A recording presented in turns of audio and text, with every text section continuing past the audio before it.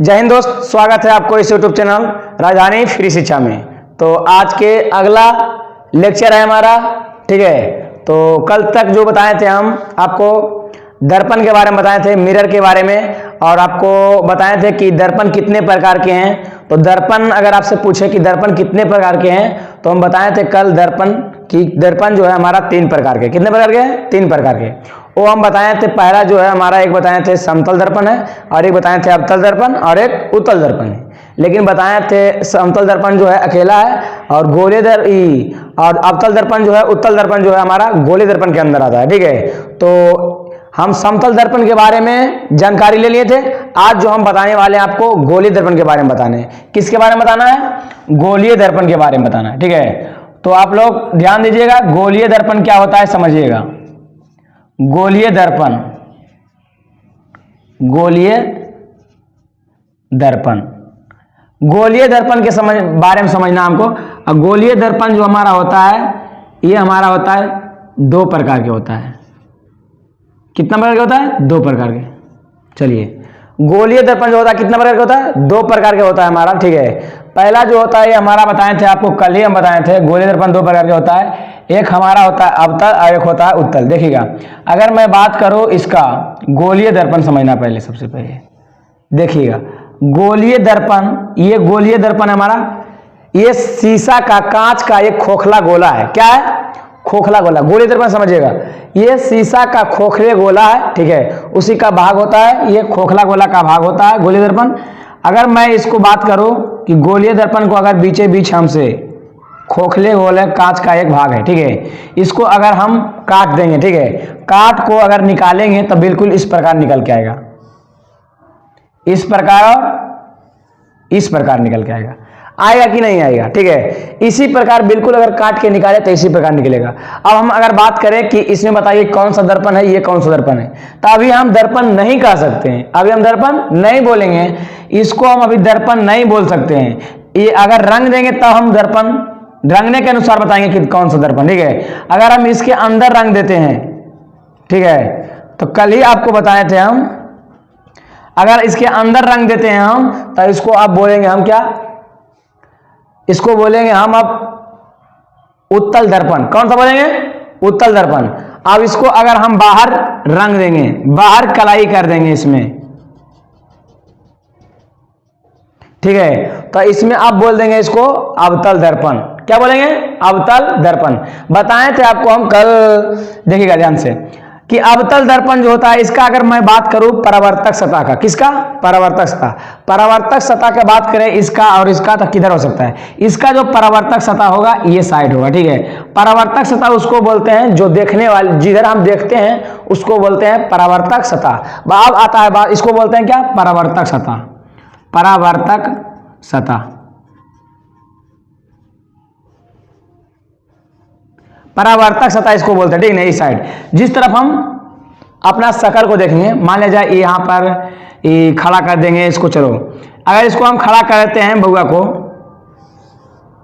इस वाले बबनी को हम खड़ा करते हैं, ठीक है, इसको हम अगर खड़ा करें, ठीक है, तो ये देखेगी, अगर हम चलो जुल्फी पार देते हैं इसको, ठीक है, ये देखना चाहेगी तो इस साइड देखेगी कि ये साइड रखे, ये देखना चाहेगी अपना फोटो में, अपना प्रतिबिंब को देखना चाहेगी तो ये साइड आपको खड़ा करना पड़ेगा, क्योंकि इस साइड जो होता है परावर्तक सतह होता है। परावर्तक सतह क्यों कहते हैं उसको?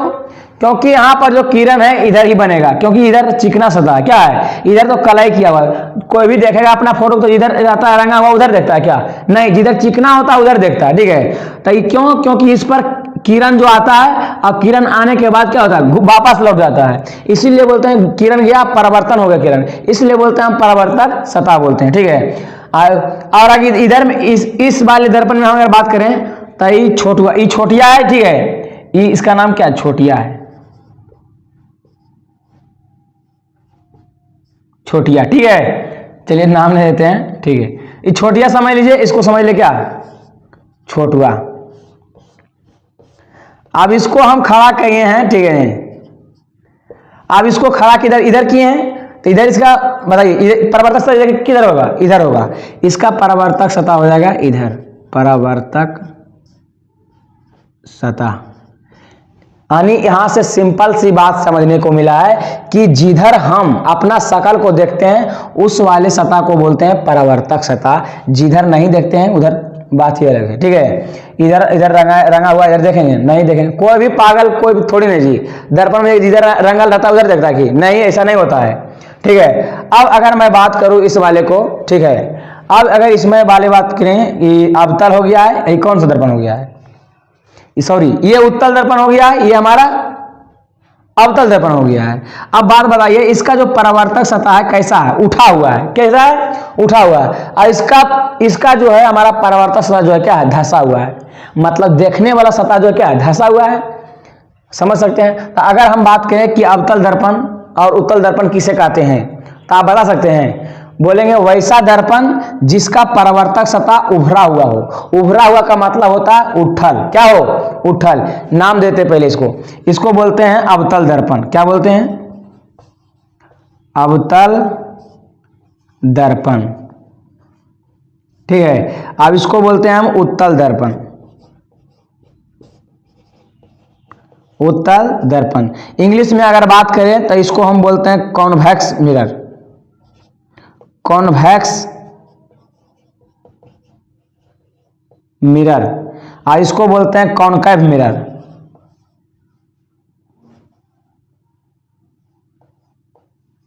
कॉनकेव मिरर, कॉनकेव मिरर बोलते हैं। ठीक है, तो आपको समझना है। ठीक है, इसको बोलते हैं अवतल दर्पण, इसको बोलते हैं उत्तल दर्पण। अब बात आता है कि इसका परिभाषा हम क्या है, इसका परिभाषा क्या होता है, आप इसी समझ सकते हैं आप। ठीक है, ये दर्पण हुआ हमारा, और समझिएगा दर्पण उत्तल दर्पण किसे कहते हैं, बोलेंगे वैसा दर्पण जिसका परावर्तक सतह, देखने वाला सतह, परावर्तक सतह देखने वाला सतह होता है, इधर देखेंगे, वैसा दर्पण जिसका परावर्तक सतह उभरा हुआ हो। उभरा हुआ का मतलब हो उठा हुआ हो, उसे हम उत्तल दर्पण कहते हैं। और इसमें क्या हो जाएगा, वैसा दर्पण जिसका परावर्तक सतह अंदर की ओर धंसा हुआ हो, अंदर की ओर धंसा हुआ हो, उसे क्या कहते हैं, अवतल दर्पण कहते हैं। ठीक है, तो अब हम बात करते हैं इसका, सबको परिभाषा लिखेंगे। अब हम बात करते हैं केंद्र, क्या करते हैं, केंद्र की बात करते हैं। ठीक है, सबका परिभाषा हम लिखाएंगे आपको, अभी अगर लिखाना चाहेंगे तो आपको ज्यादा समय लगेगा, क्यों हम अभी बता देते हैं। ठीक है, सबका परिभाषा देंगे, वक्रता केंद्र क्या होता है, वक्रता त्रिज्या क्या होता है। ठीक है, सबके बारे में समझेंगे हम। देखिएगा, अगर हम वक्रता केंद्र के बारे में बात करें, वक्रता केंद्र, देखिए मैथ में होता है केंद्र, क्या होता है, केंद्र। लेकिन अगर साइंस पढ़ रहे हैं, हम दर्पण के बारे में पढ़ रहे हैं, लेंस के बारे में पढ़ रहे हैं, तो वहां पर प्रयोग करेंगे हम वक्रता केंद्र का। ठीक है, मैथ में हम केंद्र बोलते हैं, और हम अभी पढ़ेंगे दर्पण के बारे में और लेंस के बारे में, तब यहां पर प्रयोग करेंगे हम आके वक्रता केंद्र का प्रयोग करेंगे। ठीक है, तो आप समझेंगे कि गोले दर्पण में केंद्र कहां पर होता है। गोले दर्पण में देखिए, आप वृत्त आप पढ़ते हैं मैथ में, तो वृत्त के बीच में कौन रहता है, केंद्र रहता है। तो इसमें भी दर्पण में पढ़ेंगे, गोले दर्पण के केंद्र कहां होता है, तो बीच में होता है। ठीक है, यहां पर केंद्र होता है। अब इसी को बोलते हैं, इस केंद्र को क्या बोलते हैं, गोलीय दर्पण के केंद्र को, गोलीय दर्पण के केंद्र को वक्रता केंद्र कहते हैं। ठीक है, सबके परिभाषा जानेंगे हम। ठीक है, इसको बोलते हैं वक्रता केंद्र, वक्रता केंद्र। और वक्रता केंद्र को हम सूचित करते हैं सी से, क्योंकि सी मतलब होता है सेंटर। क्या होता है, सेंटर। सेंटर मतलब बीच। ठीक है, इसलिए बोलते हैं हम इसको क्या, सी बोलते हैं, वक्रता केंद्र बोलते हैं। ठीक है, मैथ में बोलेंगे केंद्र इसको। ठीक है, तो चलिए अभी हम बता रहे हैं केंद्र। अब हम बताइए इस दर्पण को, बताइए अवतल दर्पण का केंद्र किधर होगा, उत्तल दर्पण का केंद्र किधर होगा, और अवतल दर्पण का केंद्र किधर होगा। तो हम कह सकते हैं केंद्र के किधर, जिधर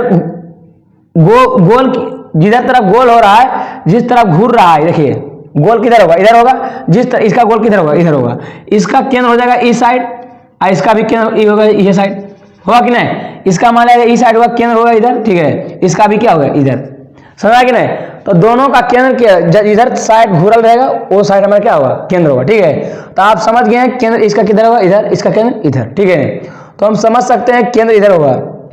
केंद्र क्या है, तो बता दें गोले दर्पण के केंद्र को वक्रता केंद्र कहते हैं। ठीक है, आप समझेंगे अवतल दर्पण का केंद्र किधर है, आप उत्तल दर्पण के केंद्र के, उत्तल दर्पण के केंद्र इधर है, अवतल दर्पण के केंद्र इधर है। ठीक है, जिधर साइड घूरल रहेगा, जिधर गोल बनाएगा, देखिए ये गोल किधर बना रहा है, ऐसे बना रहा है, आई ऐसे बना रहा है, ऐसे नहीं बनाएगा गोल, तो इसका केंद्र किधर होगा, इधर होगा। इसका केंद्र ऐसे गोल बनाएगा, तो इसका केंद्र किधर होगा, इधर होगा। ठीक है, तो वक्रता केंद्र समझा। अब सबका परिभाषा हम समझेंगे, ठीक है। सबका परिभाषा वक्रता केंद्र क्या होता है, फोकस क्या होता है, फोकस दूरी क्या होता है, अवतल दर्पण क्या है, उत्तल दर्पण क्या है, सबके बारे में जानकारी लेंगे। क्योंकि अभी हम अगर बात करें तो आपको लिखने में आपको ज़्यादा समय लगेगा, ठीक है। चलिए तो इसके आगे देखते हैं हम, ठीक है। यहाँ पर है उत्तल दर्पण की परिभाषा, अवतल दर्पण की परिभाषा। तो सबसे पहले आपको बताए थे उत्तल दर्पण कैसे पढ़ाता है, ठीक है। ये कौन सा दर्पण है हमारा, तो अभी कौनो नहीं दर्पण, ठीक है। जब तक इसको कलाई नहीं करेंगे अभी कौनो दर्पण नहीं है। अगर हम इसमें कलाई कर दिए, इस भाग में ऐसे रंग दिए, तो ये हमारा जो अब बन गया है उत्तल दर्पण बन गया। कौन दर्पण आपको बताए थे, वैसा दर्पण। आप देखिए, वैसा दर्पण जिसका परावर्तक सतह, वैसा दर्पण जिसका परावर्तक सतह उभरा हुआ हो। उभरा हुआ का मतलब जिसका परावर्तक सतह, देखने वाला सतह क्या है, देखने वाला सतह। यहाँ पर देखेंगे इधर की इधर, इधर तो रंगा हुआ भाग है, कोई भी समझ सकता है। इधर रंगा हुआ भाग है, देखेंगे इधर, इधर में देखेंगे जी, तो इसका हो गया परावर्तक सतह। कौन सतह, परावर्तक सतह। ये हमारा हो गया क्या, परावर्तक सतह, परावर्तक सतह। आपको ये बता दिए हैं, ठीक है। इसमें अगर हम इधर रंग देते हैं तो इधर हमारा परावर्तक सतह किधर हो गया, इसका हो गया इधर परावर्तक सतह। चलिए, तो ये हमारा कौन सा दर्पण है, उत्तल दर्पण। क्या है, उत्तल दर्पण। उत्तल दर्पण है, क्या है, उत्तल दर्पण, ठीक है। ये हमारा क्या हो गया, अवतल दर्पण, ठीक है। ये हमारा कॉन्वेक्स मिरर हो गया, ये हमारा कॉनकेव मिरर हो गया। ये हमारा उत्तल दर्पण हो गया, ये हमारा अवतल दर्पण हुआ। अवतल दर्पण के देखिए अंदर की ओर जो है परावर्तक सतह, देखने वाला सतह जो है अंदर की ओर धसा हुआ है। देखिए यहाँ पर समझना है, अवतल दर्पण किसे कहते हैं, वैसा दर्पण जिसका परावर्तक सतह क्या हो, अंदर की ओर धसा हो। देखिए अंदर की ओर धसा रहे, अंदर की ओर धसा हुआ हो, उसे क्या कहते हैं, अवतल दर्पण। दो आपको याद हो गया, उत्तल दर्पण किसे कहते हैं, अवतल दर्पण किसे कहते हैं। चलिए इसके आगे देखते हैं। अब आगे है हमारा वक्रता केंद्र। क्या है, वक्रता केंद्र। वक्रता केंद्र क्या होता है आपको बताए थे हम। वक्रता केंद्र, गोला के केंद्र को क्या कहते हैं, वक्रता केंद्र। इसके केंद्र, तो आप समझ रहे हैं कौनो दर्पण के केंद्र। अब कौनो दर्पण के केंद्र कहेगा तो हमारा इसका केंद्र किधर होगा, इधर होगा। जिधर तरफ घूरेगा उधर तरफ केंद्र होता है। क्या होता है, केंद्र होता है। देखिए क्या कह रहा है, खोखले गोले के, कांच के गोले के केंद्र को, ये खोखला गोला है कांच के, क्या चीज के है, कांच के, क्या चीज के है, कांच के खोखला गोला है, कांच के, ये क्या हमारा कांच के गोला है, कांच का गोला। तो कांच का गोला है हमारा, खोखले गोले के, कांच के गोले के केंद्र। अब इसके केंद्र के हम बोलेंगे दर्पण के वक्रता केंद्र बोलेंगे, ठीक है। मैथ में हम बोलते हैं केंद्र, यहां पर समझेंगे हम वक्रता केंद्र, ठीक है, उसी को बोलते हैं। तब खोखले बोलेंगे वक्रता केंद्र के, हालांकि पूछता नहीं है लेकिन आपको हम बता देते हैं, ठीक है, काम देगा आपको। खोखले कांच के गोले के केंद्र को दर्पण के वक्रता केंद्र कहते हैं, दर्पण के वक्रता केंद्र कहते हैं। तो यहाँ पर हमारा इसका वक्रता केंद्र इधर हो जाएगा, इसका वक्रता केंद्र इधर हो जाएगा। जिस तरफ मुड़ता है, जिस तरफ गोल होता है, उसी को बोलते हैं हम वक्रता केंद्र। उसका इसका वक्रता केंद्र इधर होगा, इसका वक्रता केंद्र इधर होगा। चलिएगा, अब आगे हमारा हमें समझ में आ गया वक्रता केंद्र किसे कहते हैं, आध हो गया, ठीक है। ध्रुव समझिएगा, इसको वक्रता केंद्र को सी से नोट करते हैं। क्यों कहते हैं, क्योंकि सेंटर मतलब होता है वक्रता केंद्र, ठीक है, केंद्र होता है। यहाँ पर समझना है ध्रुव। क्या समझना है, ध्रुव। ध्रुव को इंग्लिश में हम बोलते हैं पोल। क्या बोलते हैं, पोल, इसलिए इसको पी से सूचित करते हैं, ठीक है। तो ध्रुव को क्या से सूचित करते हैं, पी से। अब यहाँ समझना ध्रुव किसे कहते हैं, तो दर्पण के मध्य बिंदु को ध्रुव कहते हैं, दर्पण के मध्य बिंदु को ध्रुव कहते हैं। देखिए दर्पण के मध्य बिंदु को ध्रुव कहा जाता है, ठीक है। यहाँ देखिए दर्पण के मध्य बिंदु क्या होता है, ये हमारा दर्पण है, क्या है, कोई भी दर्पण लेते हैं उत्तल या अवतल, तो इसका मध्य बिंदु अगर बात करें हम, इसका मध्य बिंदु बीच वाला बिंदु क्या हो जाएगा, ये हो जाएगा हमारा, होगा कि नहीं होगा। तो यही हमारा इसको बोलते हैं ध्रुव, जिसको हम पी से डिनोट करते हैं, इसको बोलते हैं ध्रुव। क्या बोलते हैं, ध्रुव। आइए हमारे इसको बोलते हैं केंद्रक। क्या बोलते हैं, वक्रता केंद्र, इसलिए सी से डिनोट करते हैं। आइए यहाँ पर बताइए अवतल दर्पण में कहेंगे ध्रुव क्या है, तो ध्रुव यहाँ पर हो जाएगा दर्पण के मध्य बिंदु। दर्पण देखिए है ना, मध्य बिंदु मतलब बीचे बीच क्या है, यही है ना, मध्य। दर्पण के मध्य बिंदु को क्या बोलेंगे, ध्रुव कहेंगे। चलिएगा, दर्पण के मध्य बिंदु ध्रुव किसे कहते हैं, दर्पण के मध्य बिंदु क्या कहा जाता है, ध्रुव कहा जाता है। चलिए आगे क्या हमारा यहाँ पर मुख्य अक्ष या प्रधान अक्ष, मुख अक्ष या प्रधान अक्ष, मेन एक्सिस, इसको बोलते हैं इंग्लिश में मेन एक्सिस। समझिएगा, मुख अक्ष या प्रधान अक्ष दोनों एक ही बात है, ठीक है। मुख अक्ष के चाहे प्रधान अक्ष के, दोनों बात क्या है, एक ही है। बतिया इज सेम है, सेम, डिफरेंस इज तनी मनी है, ठीक है, चलेगा, दोनों बात सेम है, क्या है, सेम है। ध्रुव जो होता है यहां पर समझिएगा, मुख अक्ष क्या होता है, प्रधान अक्ष क्या होता है। मुख अक्ष या प्रधान अक्ष के बात दोनों क्या है, सेम है, बस नाम इसका क्या है, दुगो है। आप लोग को भी क्या बोलते हैं, कभी कभी बंदर बोलते हैं ना, आपको बंदर ही बोलते हैं, तो आपका वो दूसरा नाम हो गया, क्या हो गया, दूसरा नाम हो गया। यहां पर भी इसका दो नाम है, प्रधान अक्ष या मुख्य अक्ष, समझना है। ध्रुव, यहां पर दर्पण के ध्रुव क्या हो गया, ये हो गया, ये हो गया, समझिएगा। ध्रुव एवं वक्रता केंद्र, ध्रुव एवं वक्रता केंद्र से, ये ध्रुव है हमारा, ये वक्रता केंद्र है, ठीक है। ध्रुव एवं वक्रता केंद्र से होकर गुजरने वाली रेखा को, यहाँ ध्रुव है ने, देखिए ध्रुव है, इस रेखा से गुजरने वाली, ध्रुव एवं वक्रता केंद्र है जी, इसका क्या हो जाएगा, ई हो जाएगा ध्रुव, ई हो जाएगा वक्रता केंद्र। ध्रुव एवं वक्रता केंद्र से होकर गुजरने वाली रेखा को, गुजरने वाली रेखा को ध्रुव कहते हैं। क्या कहते हैं, जैसे मान लिया जाए यहाँ पर उत्तल दर्पण ले लिए, क्या ले लिए, उत्तल दर्पण, कोई भी दर्पण लीजिए, ये हमारा कौन सा दर्पण है, इसका ध्रुव हमारा ही है। इसको उत्तल दर्पण के केंद्र किधर होगा, जिधर घूरेगा उधर होता है, जिधर घूरेगा केंद्र उधर होगा उसका। आई ले लिए उत्तल दर्पण, क्या ले लिए, उत्तल दर्पण, बढ़िया से पढ़ते हैं इसको। दिख रहा है कि नहीं दिख रहा है, आपको दिख रहा है जी, चलिए यहां पर लेते हैं, ठीक है। मान लीजिए उत्तल दर्पण पा दिया, क्या पढ़ रही है, उत्तल दर्पण पे यहां पर पा दिए, यहां पर इसका क्या हो गया, ध्रुव हो गया, क्या हो गया, ध्रुव हो गया। दर्पण के मध्य बिंदु क्या कहते हैं, ध्रुव कहते हैं। आई हमारा ध्रुव हो गया, आई हमारा केंद्र, क्या हो गया, वक्रता केंद्र हो गया। तब बोले थे हम कि ध्रुव किसे कहते हैं, यहां पर समझिएगा, ध्रुव किसे कहते हैं, ध्रुव एवं वक्रता केंद्र, ध्रुव हमारा ये हो गया, वक्रता केंद्र क्या हो गया, ई हो गया। तो ध्रुव एवं वक्रता केंद्र को मिलाने वाली रेखा क्या कहेंगे, मुख अक्ष या प्रधान अक्ष कहेंगे। अगर हम अवतल दर्पण लेते हैं, यहां पर अवतल दर्पण, अवतल दर्पण लेते हैं इसे, तो इसका क्या हो जाएगा, वक्रता ध्रुव क्या हो जाएगा, ये हो जाएगा, और ध्रुव वक्रता केंद्र क्या इधर होगा। ध्रुव एवं वक्रता केंद्र को मिलाने वाली रेखा को कहेंगे, क्या कहेंगे, ध्रुव एवं वक्रता केंद्र को मिलाने वाली रेखा को क्या कहेंगे, या जोड़ने वाली रेखा क्या कहेंगे, वक्रता, सॉरी, ध्रुव एवं वक्रता केंद्र को मिलाने वाली रेखा को क्या कहेंगे, मुख अक्ष या प्रधान अक्ष कहेंगे, मुख अक्ष या प्रधान अक्ष कहेंगे। चलिए, आपको दिख रहा है इधर, नहीं दिख रहा है तो आपको बता दिए, ठीक है, नहीं दिख रहा है तो आप लिख लीजिएगा, बोल रहे हैं, ठीक है। मुख अक्ष या प्रधान अक्ष, मुख अक्ष या प्रधान अक्ष, ध्रुव एवं वक्रता केंद्र को मिलाने वाली रेखा को मुख अक्ष या प्रधान अक्ष कहते हैं। चलिएगा, यहां पर क्या है, वक्रता त्रिज्या है, क्या है, वक्रता त्रिज्या। मैथ में होता है त्रिज्या, यहां पर समझना है वक्रता त्रिज्या, मैथ में होता है त्रिज्या, यहां पर समझना वक्रता त्रिज्या। ध्रुव एवं वक्रता केंद्र, ध्रुव एवं वक्रता केंद्र के बीच, सॉरी यहां पर मिस हो गया है लिखने में, ठीक है। ध्रुव एवं वक्रता, यहां पर लिख लीजिएगा, ध्रुव एवं वक्रता केंद्र के बीच, ध्रुव एवं वक्रता केंद्र, ध्रुव एवं वक्रता केंद्र। देखिए ध्रुव कहां है, पहले दर्पण के ध्रुव हमारा ये हो गया, होगा कि नहीं, कोई भी दर्पण लीजिए, कोई भी दर्पण, दर्पण के यहां पर समझिएगा, ध्रुव एवं वक्रता केंद्र, ध्रुव एवं वक्रता केंद्र, ध्रुव हमारा ई हो गया, वक्रता केंद्र क्या हो गया, ई हो गया। ध्रुव एवं वक्रता केंद्र क्या कहते हैं, ध्रुव एवं वक्रता, इस वाले दर्पण को ध्रुव हमारा ई हो गया, आई हमारा केंद्र हो गया। ध्रुव एवं वक्रता केंद्र, ध्रुव एवं वक्रता केंद्र के बीच के दूरी क्या कहेंगे, वक्रता त्रिज्या, मतलब आर। मान लीजिए अवतल दर्पण लेते हैं, अवतल दर्पण का ध्रुव क्या हो जाएगा, ई हो जाएगा, और इसका केंद्र क्या हो जाएगा, ई हो जाएगा। दर्पण एवं ध्रुव के बीच की दूरी क्या कहेंगे, आर कहेंगे, ये हमारा आर हो जाएगा। समझे बात को, आशा है कि आप सीख गए होंगे, ठीक है। तो वक्रता त्रिज्या अगर बोले, वक्रता त्रिज्या, तो ध्रुव एवं वक्रता केंद्र के बीच के दूरी को क्या कहेंगे, वक्रता त्रिज्या कहेंगे, वक्रता त्रिज्या।